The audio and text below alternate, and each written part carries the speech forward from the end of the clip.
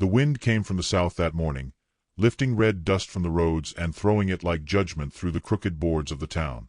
Folks stood still as it passed, boots scuffing against wooden porches, bonnets tugged down tighter, while eyes turned toward the wagon creaking down the slope into the square. She rode in the back, not bound but not free either, a tall black woman in a hand-me-down dress too short at the wrists and too tight across the shoulders. Her name was Tallulah, though no one asked. Not even the preacher's boy who'd come to fetch her.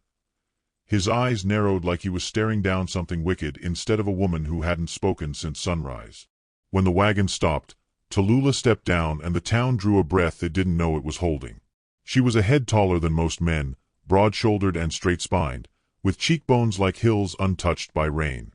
Her skin was the deep color of tilled earth after storm, and her hair was tied back with a strip of torn muslin, though a few curls had escaped and danced near her temple like smoke signals. "Too tall for a lady," someone whispered. "Built like she should be hauling bricks, not babies." The word stung, but she didn't flinch. Not for them. She'd already been spoken for, her name signed away on paper she hadn't seen, sold to settle the debt her cousin left behind when he ran east and never looked back. That paper gave her to Preacher Cyrus Hill, or more precisely, to his church, which meant she'd cook and clean for men who'd never thank her and pray for sins that weren't hers. But no paper had the right to her silence, and she kept it. The preacher waited on the chapel steps. Cyrus Hill, hair graying but eyes sharp, thin lips set like a trap about to spring. He waved her forward like she was a hired hand or a stray to be ushered in. "This way, girl," he said. She didn't move. The tension cracked. People glanced at each other, uncertain. And then came the thunder. Not from the sky, but from behind the blacksmith's barn, where a cart stacked with cut logs had come loose. A wheel slipped. The load tilted. And before anyone could cry out, a beam as thick as a man's waist rolled free, straight toward a child sitting in the dust, playing with marbles. The mother screamed. But two figures moved. The first was a mountain of a man, a shadow who emerged with hair tied back in a thick braid and a chest like carved stone. Jonas Wolfe. The townsfolk called him the Apache giant, though he wasn't full Apache and no one dared ask what the other half was. His arms caught the beam mid-roll, boots planted, legs straining, shoulders locked. And beside him, before anyone could shout, "Stop!" Tallulah was there too, long limbs flashing in the light. She grabbed the boy by the collar, yanked him back, and pressed him behind her. Dust rose around them like smoke. Jonas tossed the log aside like it was nothing. He didn't speak. Just looked at Tallulah, then at the boy, then vanished back the way he came. Silence fell. But it didn't last. "Should have let the savage handle it," someone muttered. "Girls got no business in a man's work." Cyrus Hill stepped down from the chapel and seized Tallulah's arm. "You'll do as you're told," he hissed low. She looked at his hand on her skin, then at him. She didn't speak, but the stillness in her eyes was louder than thunder. He let go. That night, she wasn't given a room in the preacher's house. She was handed a cot behind the kitchen. Her feet stuck off the end. Her back brushed the stovepipe. Still, she didn't complain. She made cornbread that morning, left it on the preacher's table, then walked into town without asking. She passed through the blacksmith's alley, where laughter stopped mid-strike, through the mercantile porch, where Mrs. Hartley made a noise like she'd seen something dirty. She walked past it all, straight out toward the forest line. That's where she saw him again. Jonas sat under the cedar, knife in hand, carving something wide and rough. A door frame. The grain caught the afternoon light. He didn't look up when she approached. She didn't mean to speak, but the words slipped out like breath. "You built that." He nodded. "For a house." He nodded again.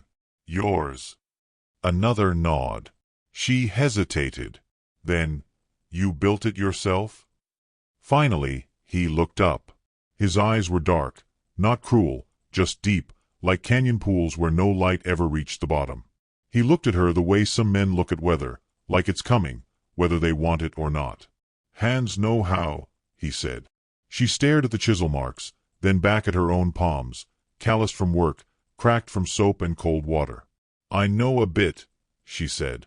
He didn't answer. She turned to leave. But then his voice came again. Quiet. Not inviting. Just real. Bench is there. If you want to sit. It was a small thing. A place beside someone, not under someone. Her legs ached, but she didn't sit. Not yet. Next morning, the preacher sent her with a sack of flour to the outskirts. Said Jonas needed supplies. She almost laughed. He was carving a window now. The beam fit clean in his hands. Want help? She asked. He stepped aside. Let her hold the plank. Their hands brushed once, just skin against skin, but it sent something thudding in her chest. They didn't speak after that. But every morning, she found some small excuse to return. Sometimes she brought eggs. Sometimes she brought silence. One day, she limped. A bad step on the chapel stairs, maybe. Jonas noticed.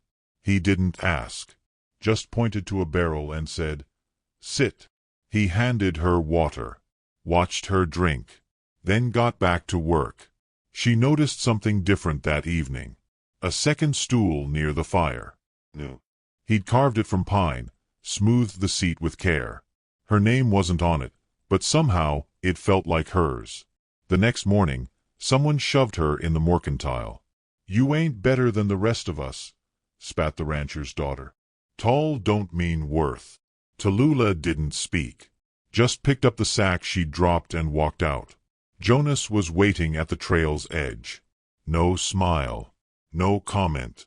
But his presence said enough. That night, Tallulah sat beside the fire on that second stool. Jonas was carving again.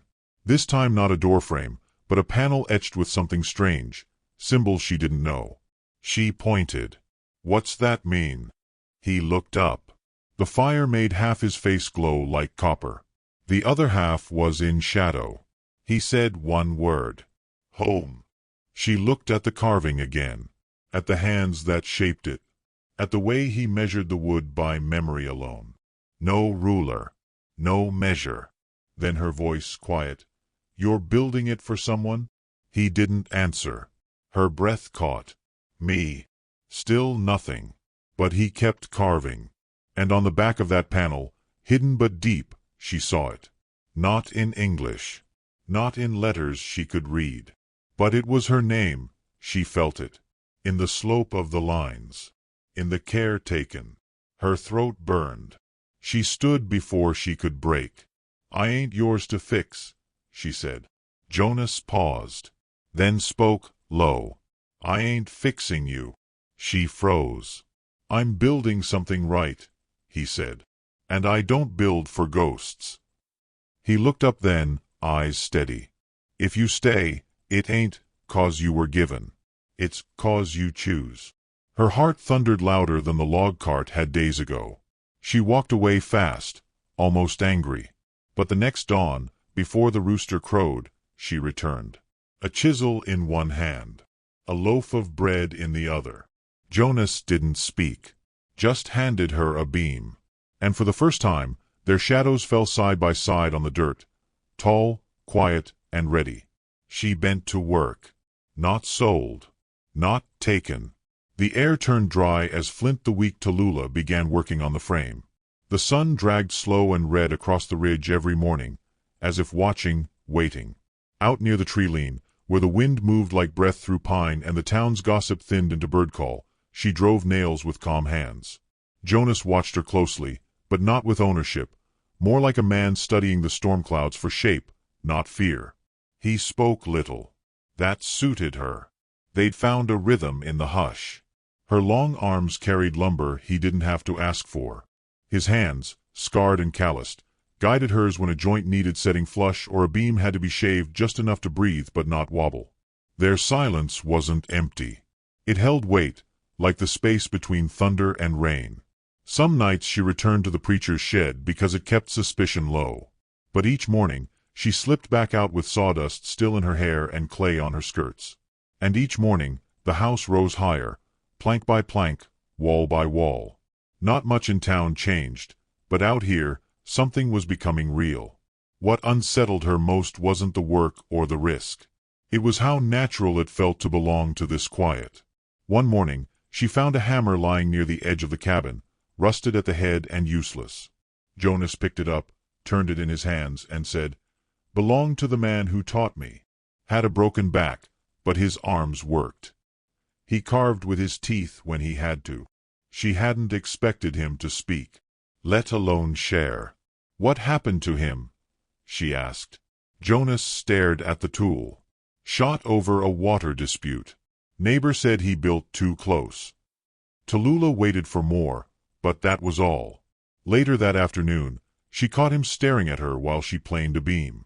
His gaze wasn't desire, not in the way men usually watched, but something quieter, like he was memorizing. "You trust me?" she asked. His jaw flexed. "You trust me? I didn't ask you to save me." "I didn't," he said. But they both knew he had. Not with rope. Not with money. With space. With a door that didn't shrink her. With a silence that didn't press in. That night, the town sent someone. A boy, no more than 12, came riding up the trail on a borrowed mule. He brought bread wrapped in newspaper and a note folded 4 times. Tallulah read it while the wind pushed ash through the air from the fire pit. It said, "She's to return before Sabbath. This isn't proper. You know this. We won't abide scandal." No name. But the paper smelled of the preacher's cologne. Jonas said nothing, just waited. "I ain't owned," she muttered. He gave her a long look. "They think you are. I walk back, they win. You stay, they escalate." She folded the note and tossed it in the fire. "Then let them burn their own nerves raw." The boy didn't speak, just stared at the half-built house like it was magic or sin. "You hungry?" Tallulah asked him. He nodded. She broke off half the bread and gave it to him. He ran off with crumbs on his cheek. That night, coyotes howled in the west. Tallulah lay on a cot Jonas had built from scrap lumber, listening to the fire crackle. She heard him moving outside, checking posts, adjusting tarps, and realized he never fully slept. Not with a house unfinished. Not with a storm due. Not with her still halfway between freedom and fury. In the morning, a different message came. This one was louder. They'd painted her name in red on the chapel fence. Big. Crude. Too tall to be clean. She stood before it, mouth tight. A few townsfolk watched from porches. Some with shame, some with hunger. Jonas arrived beside her. He didn't touch the fence. Just stared. "They want to shame you," he said. She laughed once. Dry. "I've been shamed since I had breasts taller than my aunt." He handed her a bucket. Not water. Paint. White. Together, they painted over the words. Then, in one smooth line, she wrote something new in the middle, still standing. A woman spit nearby. "You ain't married. Ain't right." Tallulah looked at her. Neither was Moses. The spit woman faltered. Jonas let her walk away. On the trail back, Jonas spoke again. "I used to think if I was quiet, they'd forget what I am." And did they? No. Just made them louder. Tallulah nodded. That evening, while sawing floorboards, her hand slipped. Blood welled fast from the base of her thumb. Jonas crossed the space in 2 strides, wrapping it with a cloth from his belt. "You okay?" She nodded, but her throat burned. "Just stings." He didn't let go right away. Their eyes met. Long, unflinching. Then he turned and set the saw down. "You rest. I'll finish these tonight." "No," she said. "You showed me how. I finish what I start." He paused, then handed her gloves. Later that night, after the floor was laid and the stars were high, she found him by the cedar. He was burning a piece of wood, etching something into it with heat and wire. She leaned in. It was a bird. Not any bird she knew. Its wings were too wide, its eyes sharp. "What's that?" she asked. "Legend bird," he said. "Carries heavy women. flies straight. She smiled. You calling me heavy? No. Calling you rare. For a while, neither spoke. The fire danced between them. Then she said, Why re you really building this house? He looked into the fire. Because I never had one made for people like me. Like you. Too Apache to be safe. Too not to be shunned. They see my skin, then wait for war. And me. They see your height, your color. You walk in a room, and it's like you lit a match in a church. She let that sit. And this house ain't for shrinking. The next morning, the sheriff came.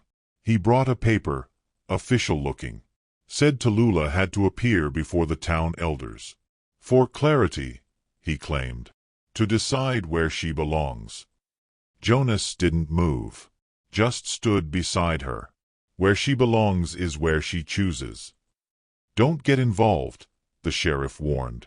She was paid for. Jonas's voice went low. Then they paid wrong. That night, the house frame creaked in the wind. Rain threatened, but didn't fall. Tallulah couldn't sleep.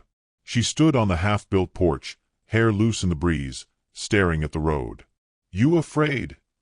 She asked as Jonas came beside her. He didn't answer at first. Then, quietly, I've been afraid all my life. Just got good at walking through it. She took a breath. I'm tired of running. Then stay. She looked at the house. At its wide beams, tall door frames. At the sky stretched above it like a promise. They'll come, she said. I know. And they'll bring fire. So will we, he said. She turned to him. Not all of us are made to burn things down, she said. Some of us just need something that don't fall. He looked at her then, real and full. I'm not here to watch you fall. And neither of them looked away. As dawn broke over the ridge, and the first real rain in weeks began to fall, Tallulah stepped back into the house. It wasn't finished. But it didn't have to be. The storm didn't break until the seventh night. It waited behind hills and heat, holding back like a lungful of rage, then poured without grace, thunder shaking the ribs of the half-built house, lightning crawling like veins across the sky. Rain beat down on the wood like fists. But the beams held. Tallulah stood inside with a lantern, watching leaks form where the roof was still waiting for tin. She moved a bucket beneath one, then another. The air smelled of cedar, sweat, and distant fire. She didn't mind the rain. What rattled her was how calm she felt inside it. Jonas came in soaked and silent. His shirt clung to him, and his boots squelched on the floor. He didn't shake off the water or complain. Just looked around the space they'd built, half shelter, half promise, and exhaled like the storm had been in his chest all along. They'll come soon, she said. He nodded once. The sheriff's visit had cracked something in town. Folks whispered louder now. 2 nights back, someone had left a pile of broken eggs on the trail. The yolk ran bright yellow down the path, and someone had pressed a footprint into it. Small, deliberate, like a message. You scared? She asked. Jonas picked up a log for the stove and fed it in. No. She studied him. You always this sure? He paused. No. Just not sure fear helps. That night they didn't sleep. Not fully. The wind pressed against the walls like it wanted in. She lay on the cot and watched shadow dance across the ceiling. When her eyes finally shut, a memory came, her mother's voice saying, You were born tall to see things sooner. That don't mean they'll see you back. She woke cold. Outside, the world had turned to fog. Jonas was already moving. He'd carved a new rafter beam and was lifting it into place when she stepped out barefoot into the damp clay. You eat? She asked. He shook his head. She brought out cornmeal cakes she'd saved in a tin, handed one to him wordlessly. He bit once, nodded approval, then handed her the chisel. I traced a symbol on the north wall, he said. Want you to cut it deep. She ran her fingers across the drawn lines, 3 curves intersecting. Not a letter, not English. What's it mean? Protection, he said. She met his eyes. From men. From forgetting. She nodded and started carving. The blade bit into the wood smooth and slow. By mid-afternoon, the fog lifted, and with it, the illusion of safety. The preacher rode in first. He was dressed fine, all black with polished boots and a silver buckle shaped like a cross. Behind him came two elders, a rancher named Harlan Boone, and Sheriff Lott again, eyes colder than before. They didn't dismount. "We're calling a meeting," Cyrus said. "Town vote." Too many questions rising. Jonas stepped forward. "Not law. It's community," the sheriff said. "Order." Tallulah stayed on the porch, arms crossed. "I didn't ask for their questions." Boone spat tobacco. "You're living unmarried on a man's land. Building a home like a wife without a name. It's blasphemy." Jonas's voice stayed even. "So fix your church. Leave our house be." But the preacher smiled a slow, poisonous smile. "Girl was bought fair. That paper still counts. And there's men in this town who'd take her proper if she were handed over." Tallulah's jaw clenched. "You had your chance," she said. "You wasted it on shame." The preacher raised his hand, like blessing or threat. "You'll come tomorrow night. Speak your piece. We decide." Jonas didn't answer, just stared long enough that the horses grew restless. When they left, he turned to her. "We don't have to go." She stared at the ground. "If we don't, they'll come here next. With ropes or torches. We'll fight. And lose," she said. That night, she carved a second symbol into the doorframe, one from her mother's old quilt. She didn't know its meaning, only that it had been stitched beneath every bed her family ever lived in. Maybe it was for dreams. Or warning. She didn't sleep again. The next morning, she walked to town alone. Jonas watched her from the trees. She didn't ask him to follow. Some paths a person walked bare. When she entered the square, eyes turned like sunflowers. Children pointed. A woman clutched her boy's arm tight, as if Tallulah might reach out and steal him. She went to the mercantile and asked for thread, nails, and salt. The clerk stared. "You paying or bartering?" "I'm breathing," she said. "Ain't that enough?" He bagged the items without charging. Fear was its own currency. When she stepped outside, Boone was waiting. He leaned on a fence rail like a man waiting to insult. "Girl like you could have had a house with a chimney by now. IDVE taken you on. Taught you to kneel proper." She stared at him, slow and steady. "You ever seen your reflection?" she asked. He blinked. "What?" "Wonder what it feels like to look in the mirror and still believe you're better." Boone's hand twitched toward his belt. She didn't flinch. He walked away, muttering. Jonas met her halfway back. His steps were silent on the dirt. "You all right?" Would've rather spat. They spent the day building shutters. They didn't talk, but each slam of the hammer echoed like a promise. Evening came. The air thickened. They lit 2 lanterns, left them on the porch, and when the time came, they walked into town together, side by side. No hand-holding, no declarations, just shared footing. The chapel was packed, not for scripture, for judgment. They sat in the back. Sheriff Lott stood. "Tonight we gather for moral guidance, to discuss Miss Tallulah Reed's arrangement and the implications for the town." Cyrus stepped forward, Bible in hand. "She was sold to this town to settle righteous debt. Now she lives on an outcast's land, building in sin. This brings disrepute, disorder. The Lord asks order." Jonas stood. She wasn't sold. She was abandoned. Like a coat tossed aside when it didn't fit your sermon. Gasps. A few men stood. "You don't speak here," someone snapped. But Tallulah rose then, and the room went still. She didn't raise her voice, didn't shout, just said, "You mock what don't shrink for you. I was too tall for your kitchens, too dark for your brothers. Too proud for your pews. She stepped forward. You sold me because you couldn't stand what I didn't apologize for. Cyrus stepped back. I built a house, she said. One I can stand in without ducking. One that don't shame me when I wake. A pause. If that's sin, then build your heaven shorter. A voice in the back, trembling. And if we don't approve? Jonas stepped forward. Then stay out of our woods. The silence cracked.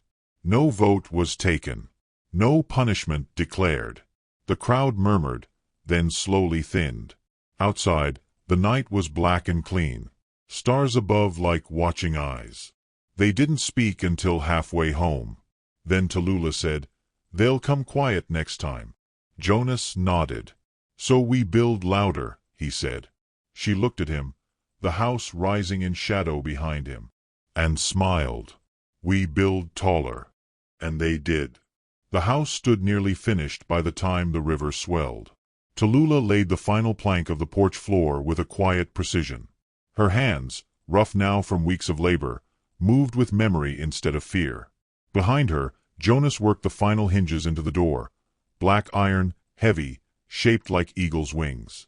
The frame no longer creaked in wind. The walls no longer leaked in rain. Everything they'd built had been shaped by two hands, two hearts, and no apologies. But they both knew it wasn't over. The town hadn't spoken since the chapel gathering. Not out loud. But silence in a place like this was just wind before a twister.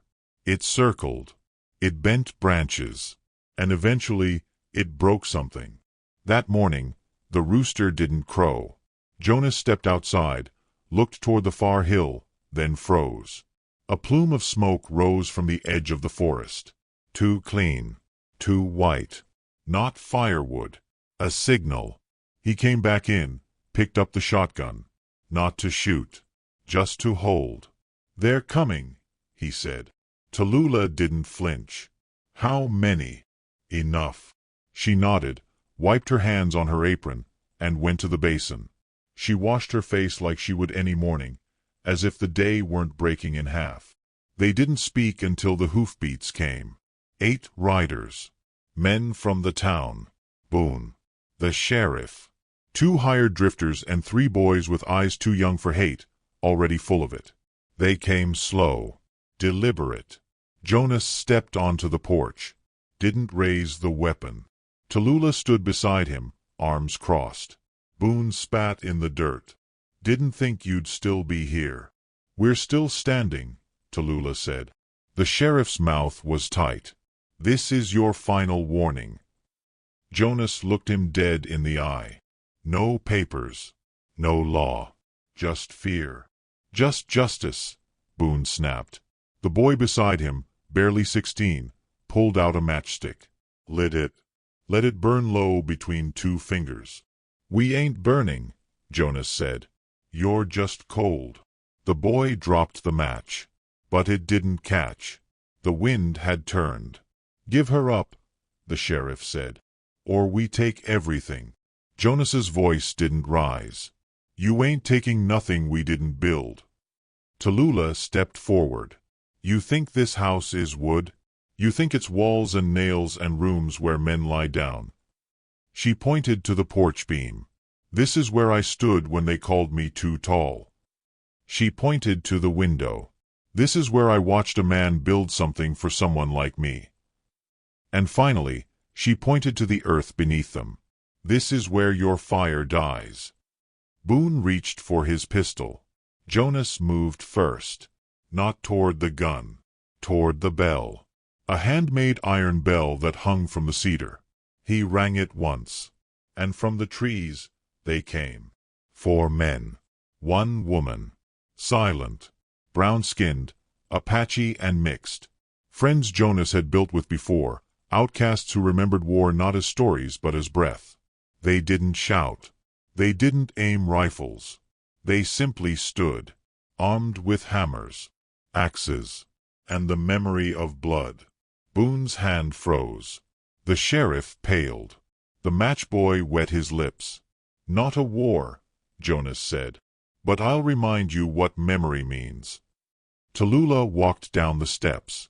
"Go home," she said. Her voice was thunder wrapped in calm. Boone's horse sidestepped. The boy backed away. Sheriff Lott finally tipped his hat. "You made your point." He turned his horse. The rest followed. Except Boone. He stared at her one last time. "You'll regret this." Tallulah tilted her head. "Only thing I regret is not standing taller." Then he rode off. The forest held still for a long breath. Then the wind shifted. The outcasts melted back into trees. No goodbyes. No handshakes. Just nods. Jonas watched them go, then turned to her. "You were ready," he said. "I've always been," she said. Inside the house, the light was soft. She walked through the doorway and saw it all, the tall ceilings, the wide hearth, the walls that didn't lean in. She took a long, slow breath, then looked at the chair by the window. A carved wooden chair. Her height. Her curve. He had made it without her knowing. She touched the top rail and smiled. Jonas stepped in after her. "It's not finished," he said. "No," she agreed. "But it stands." Outside, children came from the edge of the woods. The same boy they'd saved weeks ago. He stood at the threshold with muddy boots and a tear on his cheek. "They said you were monsters," he said. "But you saved my brother." Tallulah knelt. "You cold?" she asked. He nodded. She looked at Jonas, then said, "You hungry?" He nodded again. She took his hand and led him to the table. "We got room," she said. Later, as the fire crackled, and the house breathed around them, Jonas took her hand across the wood they'd sanded smooth. "You built this," he whispered. "No," she said. "We remembered it." Outside, the wind died. Inside, everything stood. And carved above the doorway in burned lettering were the words she had asked him to add just before the roof went on. "Here, no one's too much. Here, no one's too little." And that house, once mocked and threatened, stood longer than the town itself. Which city are you watching our video from? Please leave a comment. Please subscribe to the channel as well. Thank you.